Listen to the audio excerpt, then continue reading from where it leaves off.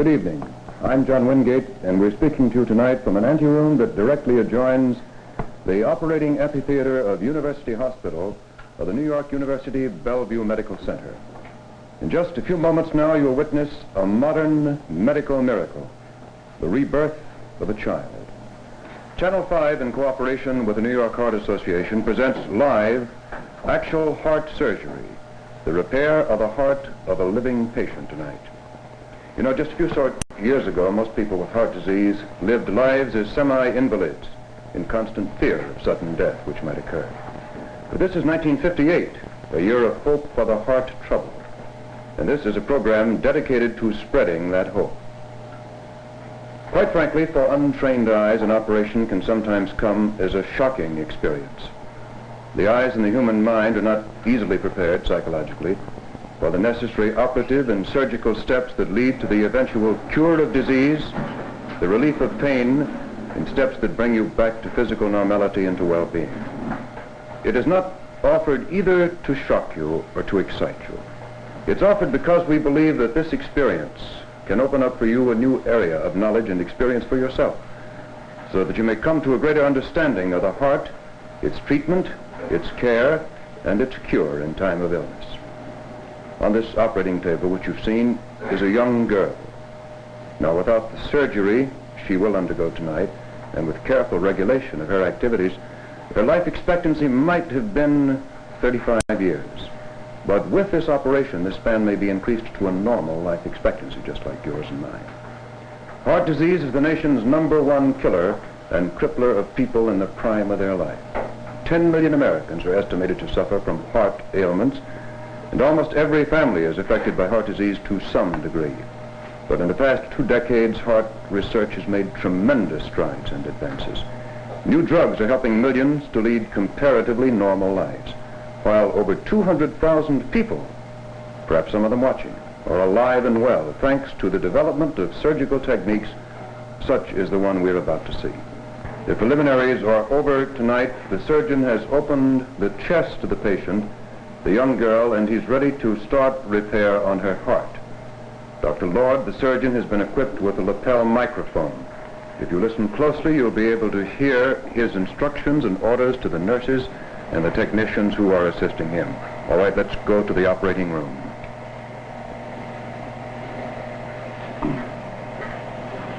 The chest has been opened through the fourth interspace. Plate the lung in there. I think if your camera can...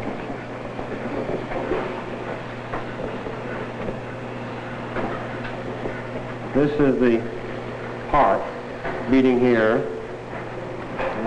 A nerve comes along here known as the phrenic nerve. And this is the left upper lobe. I can plate it a little bit more. Stand. Left upper lobe of the lung. And this is the left lower lobe right in this region. The head of the patient is on this side. And his foot down here. This is his front and back. No, left hand into it.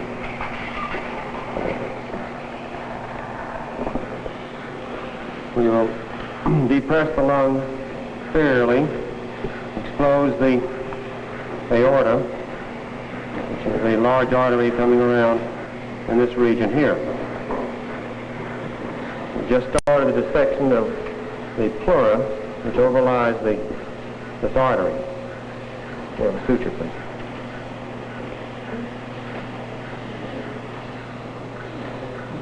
I'll put sutures in the pleura to retract it in order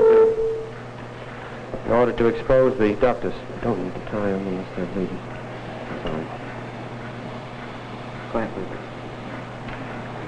Dr. Lord, those of us who are watching the procedure on the monitor notice that one of your assistants, I think it's one of the nurses, has her head directly in the field. I think if she could move a little bit. That's a big help. Now we can see what you're doing. Dr. Redford was heard out very quickly. Are we all right? Yes, Dr.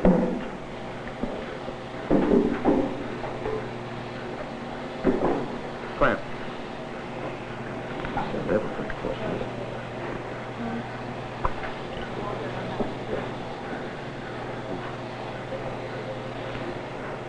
Dr. Lord, are you working on the sac covering the heart at the present time? No, this is the visceral pleura over the aorta. Dr. Lord, it looked to me as though a stitch were being taken. What was that? That's what we've been doing, yes, to tack the, pull the pleura back. Now, if you can see that, this is the fat and fascia beneath the pleura overlying the aorta. I might say that the pleura is the covering of the lung, and the lung extends up over the heart. So in order to expose the heart and see it clearly and to work on it easily, the lung has to be pushed back to the side, and that's what's being done at the present time. To those of you viewing, I might explain that Dr. Derrier and the other doctors here with me are connected by an intercommunication system with Dr. Lord, so we can talk back and forth when he is not so busy as he will be later. Another solution? Yeah.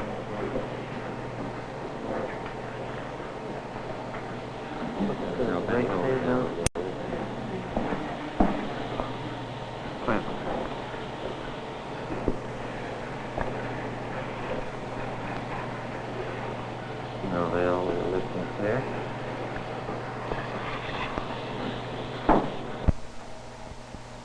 I wonder before Dr. Lord leaves the patient whether he would like to say anything over the communicating system between our room and the operating room. Well, we're close to the skin now, and I don't think there's anything more to say except I'm mighty happy it's going all right. Thank you, Dr. Lord.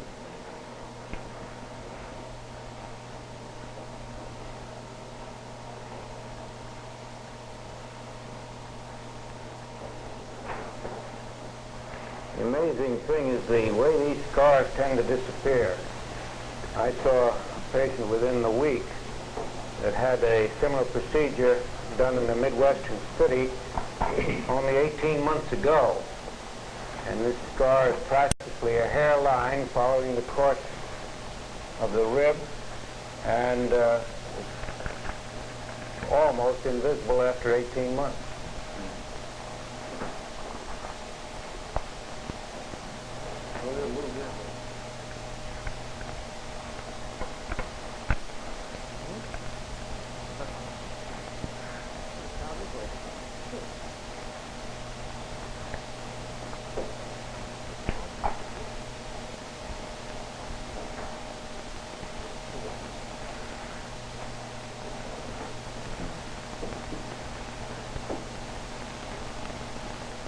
Another thing that interests me with an incision of this size and an operation of this type, these youngsters, as a rule, have very little pain. They may have a little bit the next day, but the pain element disappears very, very rapidly. How's the resilience after that? Are they much better than those of us who are older at getting back on feet? Well, that's the story that we hear. I think children recover from surgical procedures more rapidly than the geriatric patient does, without question. But sometimes even our geriatric patients amaze us in the rate of recovery. I think Herbert Hoover's a nice example of it. He's a man, a gallbladder operation. Yeah, a man in his 80s that went through an operation like a child would. I think newsmen, shall we say, sort of pestered me, as they do from time to time, about his advice to elderly people who want an operation. Mr. Hoover said this made up his mind for him. Get it and have it over. When he walked out of the hospital.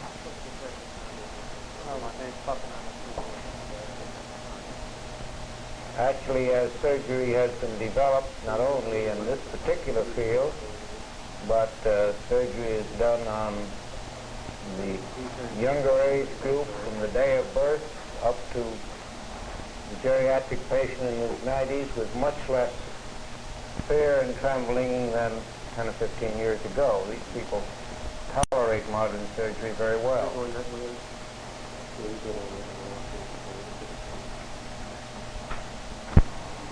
Any moment now, we'll have the word that it's over.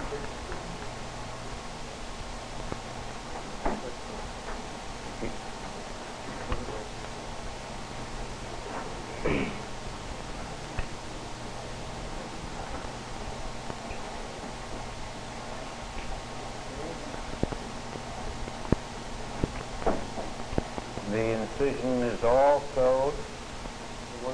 Sutured is the surgical word, and now the bandage is being applied over the suture.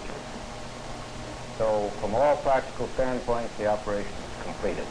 Shall we rely on that final word from Dr. Lord? That's right. The dressing's on now, and we'll take the drapes off for the easy on. Operation complete. All finished up. Thank you, Dr. Lord. And we'll see you later.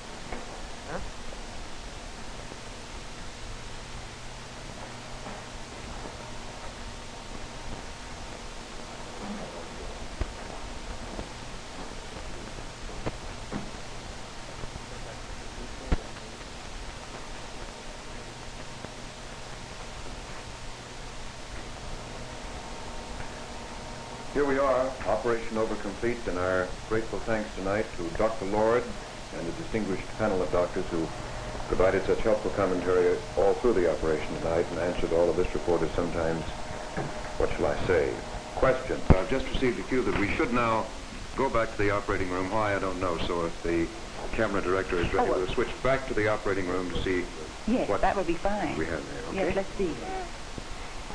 Okay. Mabel, open your eyes, honey. Open your eyes. That's right, girl. Go all through now, huh? All finished. Say hello. Son. Son. What's the matter, huh?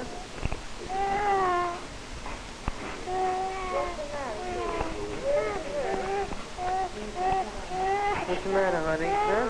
Huh? It hurts you a little bit, huh? Huh? No? No? Huh? You want to go to the bathroom, huh? Oh, you want to go to the bathroom? All right. Okay, honey. Huh? Huh?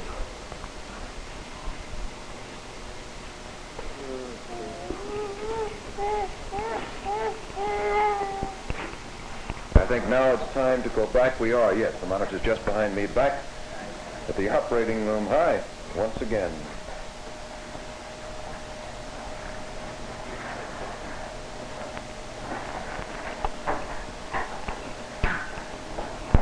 Right now, I think it's my privilege to need to introduce a man who's done himself a proud evening's work. I won't say any more than that. You've been watching him all evening, and I think perhaps the most significant thing you saw was that quick flashback we made to the operating room after he'd left, and we saw Mabel, the 4-year-old girl who had been victim of heart disease after the operation. What else need we say? Dr. Jerry W. Lord, the operating surgeon. You look very calm. Feel much better now. Dr. Lord is Associate Professor of Clinical Surgery at the NYU Postgraduate Medical School. He's President of the New York Heart Association, and right now he's earned himself a rest. Dr. Lord, it may sound like a silly question, but it's the first thing that comes up. How do you feel? I think after you've done any operation, Mr. Wingate, you feel an awful lot better, that things have gone well. We have our headaches and surgery, and when they don't materialize, we're mighty happy. Of course, tonight I was extremely concerned that everything would go well, so we'd not make people feel this was difficult surgery. It certainly isn't, and I think we could have done it a little bit faster, possibly, if hadn't been some of the tension. But on the other hand, speed is of no importance in operating, as a rule, and one just does it carefully, and usually works out all right. This is certainly the simplest operation of any of the so-called cardiac operations. I was thinking about it the other day. I'm certain at least 30 hospitals in New York and the area right around it are doing these operations frequently. And there must be well over 100 or 150 surgeons in this area that can do them with considerable ease. Tell me this, were you ever bothered? You had 4 powerful kibitzers. We can have a little fun now. No, they're great. Right on top of you all the time, Dr. Derrier. I think everyone agreed there that they know more about surgery than we do. You gentlemen certainly led me. All right, let's have from you the announcement. How is the patient, little Mabel Chin? Apparently he's wakened up and all right now. I think if everything goes well, should be out of bed tomorrow and home about 7 days. Operation a success. Yes, apparently it is. We'll have to check later on, but I think there'll be no more patent ductus.